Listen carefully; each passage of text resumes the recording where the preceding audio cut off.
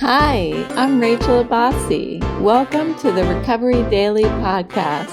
As always, thanks for spending time with me. Hello and welcome.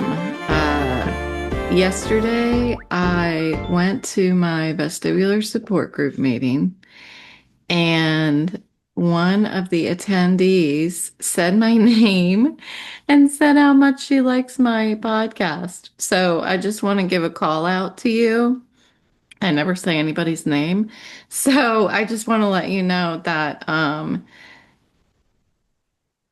that was so fulfilling to me to have you say that. I can't even put it into words. It meant so much to me that you said that you listened to my podcast and that it's helpful to you. I mean, I'm so grateful that you expressed that in the meeting. So thank you so much.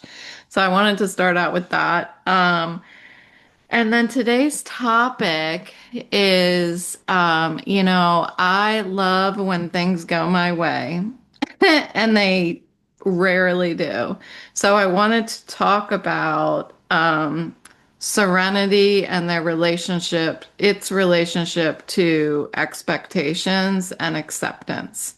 Um, I want to start out by mentioning that I feel absolutely terrible. And this is what it's like living with a chronic condition. Sometimes we wake up and we feel okay, and sometimes we wake up and we feel terrible. And today is one of the terrible days, but I need to accept that. I need to accept that on a daily basis, if not multiple times a day. I need to accept that this is the life that I live. And so when I have expectations about how I want my Wednesday to go, and it doesn't go that way, I can either live in frustration and resentment and anxiety, or I can accept it. I'm learning how to, I was trying to think of like, how do I say this? Because I don't want to say that I'm lowering my expectations. I'm not lowering my expectations. I'm accepting that change is going to happen without me deciding to change. Does that make sense? Like, um, serenity isn't something that happens randomly to us. It's really measured against how we relate to our own lives and what's going on in our lives. So the tension that we feel, and I'm always just talking about my experience, the tension that I feel is when my expectations don't match with what actually is. So the bigger that gap is between my expectations and reality, the more chaos I'm going to feel between my ears. So it's not just acceptance, there's also the expectations that are involved in that. So this serenity formula, I think, is measured against both of those. When our expectations rise, but and I don't even want to add that. I don't want to add like they're higher or lower, because I think that's setting us up for failure. If I'm saying that I'm lowering my expectations, I don't want to say that. And I think that it might be obvious to you why I don't want to say that, because it sounds like, well, I'm just going to have a shittier life. I'm going to lower my expectations for life. And I don't think that's fair to say. I don't feel like that's what I'm doing. I don't think I'm lowering expectations. I think I'm changing my expectations. What I learn in my sobriety program, and I'm what I'm thinking about as I talk through this topic is I'm thinking about having a chronic condition. I'm thinking about my disability. I'm thinking about my vestibular disorder. So I'm not lowering my expectations of life because I have a disability and I have this vestibular disorder. What I'm doing is practicing acceptance of my reality and gauging expectations against that. So, what I've learned in my sobriety program, and that's where this is all coming from, what I've learned in my sobriety program is that we're not supposed to have expectations. I don't know how to do that. I still, it's been 10 years. I don't know how to not have an expectation, but I do know how to practice changing my expectations. Like my kids came this weekend and my expectations were that I was going to get to talk to each of them alone. I gauged my expectations based on what reality was. The reality was there were lots of other people here and um it's possible that that wasn't going to happen. So, is it expectations or is it hope? I don't know. I don't know, and I don't want to get into a word game. But I I didn't have expectations that I was going to go uh sit on the beach for 3 hours with my daughter. I didn't have that expectation, but that's what happened. I didn't have that expectation because I have a disability that might inhibit me from being able to sit out there for 3 hours. But I made choices accordingly and I was able to do that. So that was just, I don't know, that was just really a reward for me that I was able to accept that I have a disability and try try to do these things that I think would be fun and know that maybe it's not going to happen. Okay? Um I feel like I'm talking in circles, but I don't think I am. I think it's because I have massive brain fog right now. So, when I have expectations without acceptance, then I'm going to be frustrated, resentful, and anxious. When I have acceptance, that's when serenity comes in for me. Serenity for me, and so this is another part of my sobriety program. The steps of the sobriety program tell me that I will know serenity. That's one of the I'm not going to be able to think of the word. Anyway, that's one of the results of practicing the program is that we will know it, we will know serenity. And I remember the moment that I like was stopped in my tracks and I was like, "Oh, this is it. This is serenity." And the serenity to me, the way I would define it is nothing was wrong. There was a moment in time where nothing was wrong. And I chase that. I chase that feeling now. Instead of chasing a drink, I chase that feeling where nothing is wrong. And the way that I'm able to set myself up to experience that feeling is through acceptance and managing my expectations and willingness and openness and all of these things that I talk about in the podcast.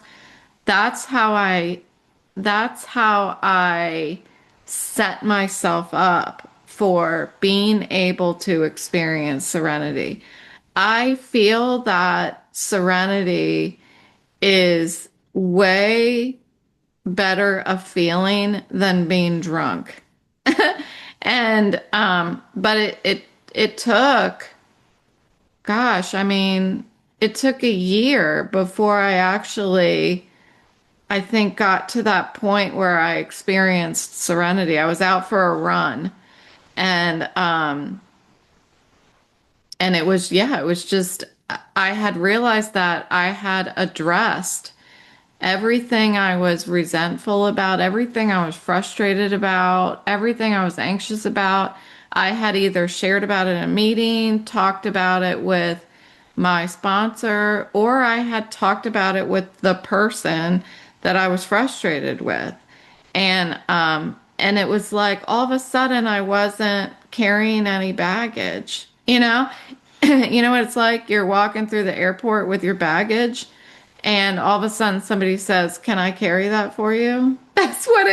That is exactly what serenity felt like for me.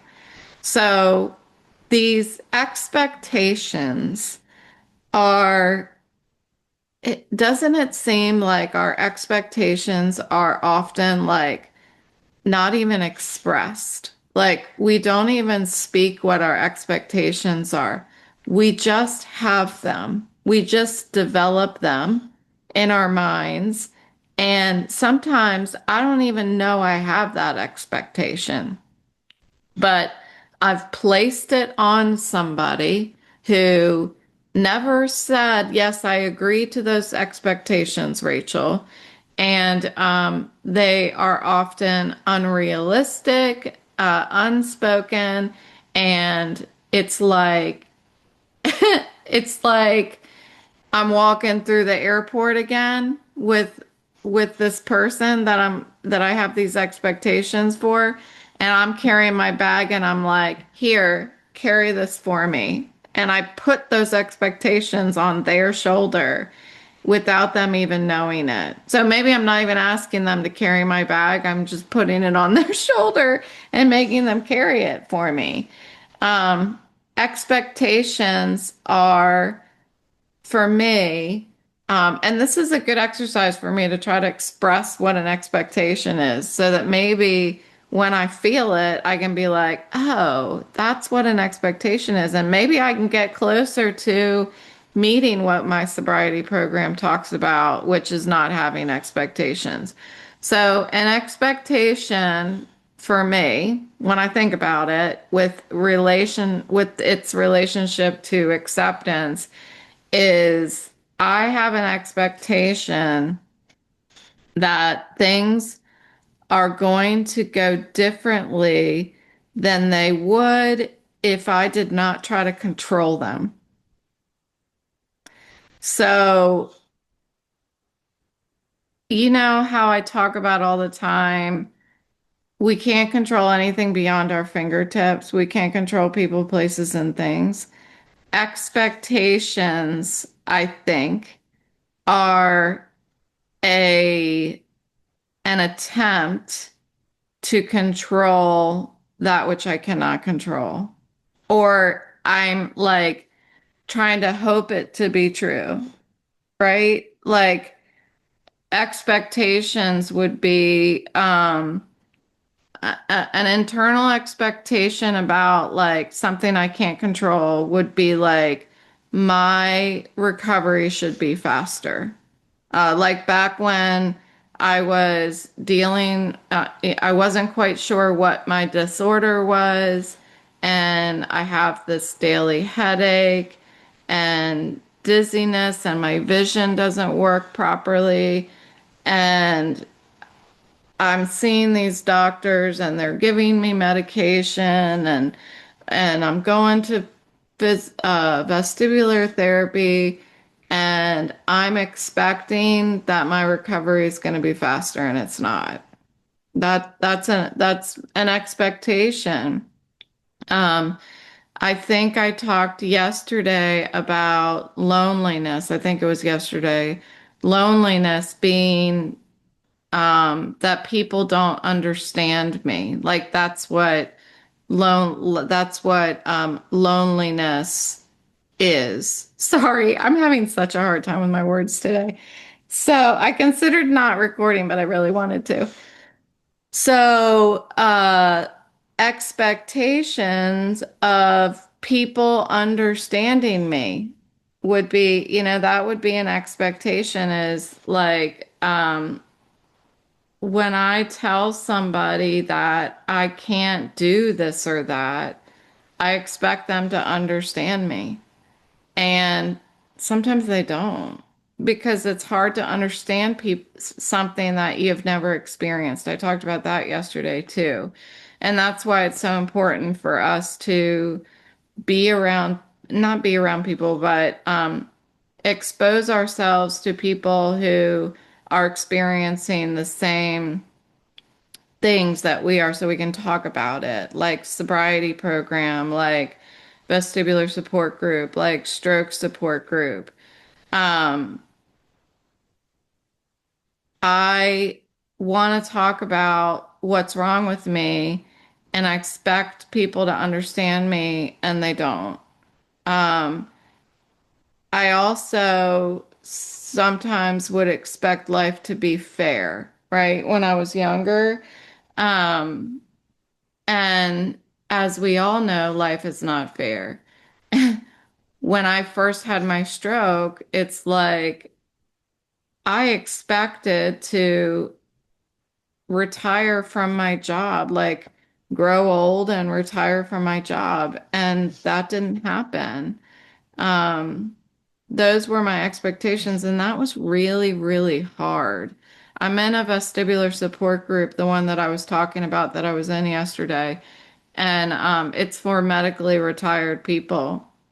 And so we're all in there experiencing the same thing that I expected to my life to go this one way where I was going to get promoted and my job doesn't know this, but I was going to be a VP. I was going to be.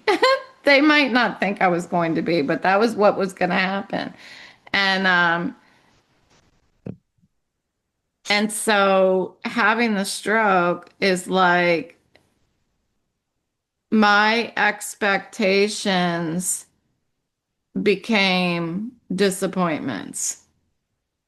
Expectations are premeditated disappointments. There's another saying about expectations, and I can't think of what it is right now. That's in my sobriety program. But I like the expectations are premeditated disappointments. It's like, why am I focusing on what I should will to happen in this world? Like, I need to accept that life is not, I don't have control of everything that's going on around me. The only thing I have control of is how I respond to it. And acceptance is a huge part of that. I don't remember talking about or hearing conversations about acceptance ever until I was 42 and got sober. I don't remember, like, I think what I heard the most when I was growing up and through my 30s and 40s was to get over it. Get over it, or you're just gonna have to let that go. Something like that. And what that leaves me with is if I am trying to get over something that didn't go my way or let go of something that didn't go my way, where does that leave me? What does that leave me with?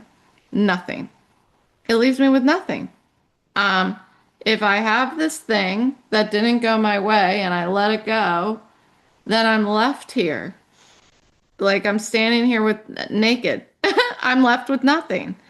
So acceptance is like my hands are still full, but I'm accepting what's in them. It doesn't mean that I approve. Acceptance is not that I approve what is happening. It's that I'm seeing it for what it is, and I stop arguing with it. And then I get to make decisions on how I'm going to respond to it. And that is life. That is just living. I can't keep handing everything over. I should say I can't just get over it all and let go of it all. Like there are things that I practice letting go by using my God box, and that's like something that is a fact and it's never going to change no matter how tightly I squeeze my own fists. I'm not changing anything. I write it down on a piece of paper and I put it in my little wooden box and shut the box. That's me handing it over to something else. I can't change it. Um, but sometimes there are things that happen in my life that I can respond to with grace. And that is that requires acceptance. It requires energy to focus on what can be changed. What knowing what I cannot change, what I can change, the wisdom to know the difference, right? Um, that is what all of this like practicing acceptance gives me. I'm not surrendering my life. Um, I'm other than, for the higher power stuff. I'm not talking about that right now. What I'm talking about is I'm not giving up or giving in. I'm surrendering my illusion of control of what's going on around me. Um, and so this has showed up for me in sobriety by um, knowing that I may have a craving, um, knowing that I'm an alcoholic and I may go to dinner sometime with friends and they're going to drink. And I could look at their drink and think, wouldn't that be nice? But instead of resisting that and thinking I'm a terrible person and I'm gonna fall off the wagon, if you will, because I had that thought, like accepting that that thought is gonna come and go. I'm an alcoholic. That's what is gonna happen. Um, in stroke recovery, expecting to be my old self, that happens all the time for me. I mean, it's only been 21, 5 years. It's going to be 5 years in June. I can't believe that I had my stroke. But I still sometimes, and that's why I feel like crap today, is because I expect to be my old self sometimes. I went on Instagram and Facebook last night. I mean, aside from the Easter holiday where I had all of these people here and stuff, then I decided that I was going to look at Facebook and Instagram last night. And that it's so hard for me to accept my current capacity. So it's something that I still work on. It's it's difficult. And I know those of you with a vestibular disorder, whether you had a stroke or not, can relate to that.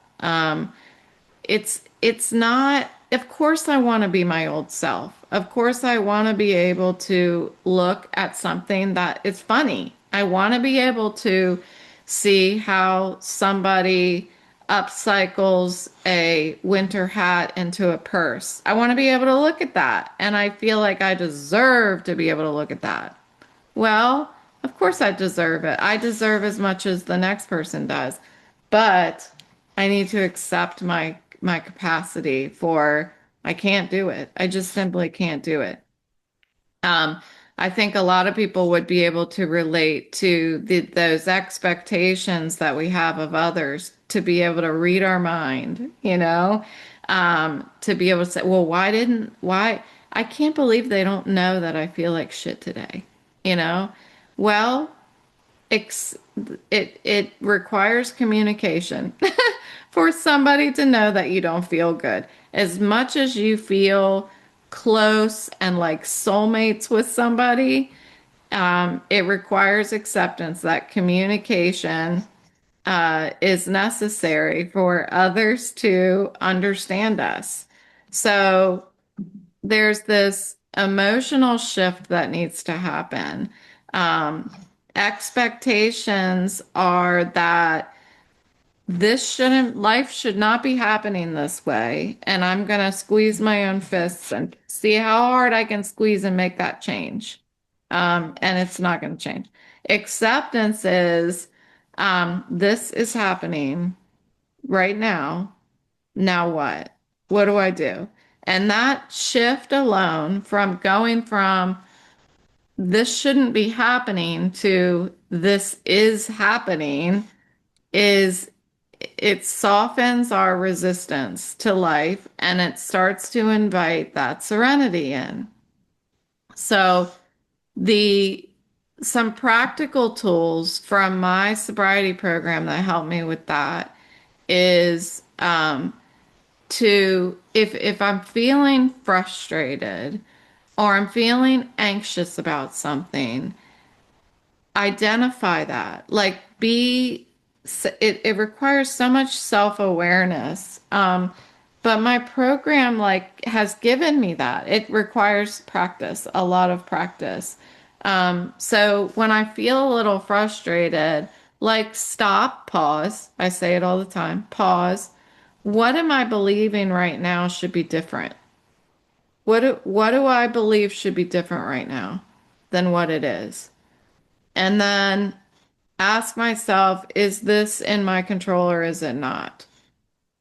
And then once I have the answer to that, um, if it is not under my control, then reframe it to this is happening. This is where I am today. And I think it's important to add in there, I'm okay right now. I can handle this. In this very moment, I'm okay. I may feel anxious, I may feel frustrated, but I'm okay. And I often relate this to back when I was running. I used to run like the distance of a 5K like 3 or 4 times a week. And I trained myself for that, and I'm very proud of it. But during that time that I was training to be able to do that, I would actually like practice my sobriety program in that when I would take a step, so I'm running, right? And I take a step and I would tell myself, I'm okay right now. And with every step, because I wanted to stop running, because I was like exhausted. I thought I was going to pass out, all this stuff. And I would just say, I've reframed it to, I'm okay right now. And with every step, I literally was saying, I'm okay right now. I'm okay right now. I'm okay right now. And I went so much further by doing that. By saying I'm okay right now. I'm okay right now. I didn't lower my expectations like I was talking about earlier. What I did was I checked in with myself and asked myself like um what do I have control over at this very minute? This is where I am right now. I'm okay right now. I can handle this at this very moment in time. So I feel like I live life a lot that way. So it was always just a really great example for me. because I made progress that way. And I think in life we can make progress by just checking in with ourselves and saying, what do I have control over right now? And instead of thinking things should be different, what is that? It's not doing anything for us to think that things should be different. The progress is acknowledging that things are the way that they are, and I'm okay right now. So, that alone, that practice of acceptance manages expectations on a level that are realistic. So I'm not lowering my expectations. Um, I'm measuring my expectations around what is realistic. Um, And when I do that, I can have a little more gratitude. I can achieve more small wins, and life feels much more livable. Um, Serenity is found by working with what is, and period, right? It's about working with what is and handling what it is that I have control over. It's aligning my actions with what I actually have control over. So the less that I try to demand from each moment, the more the moment is going to give back to me.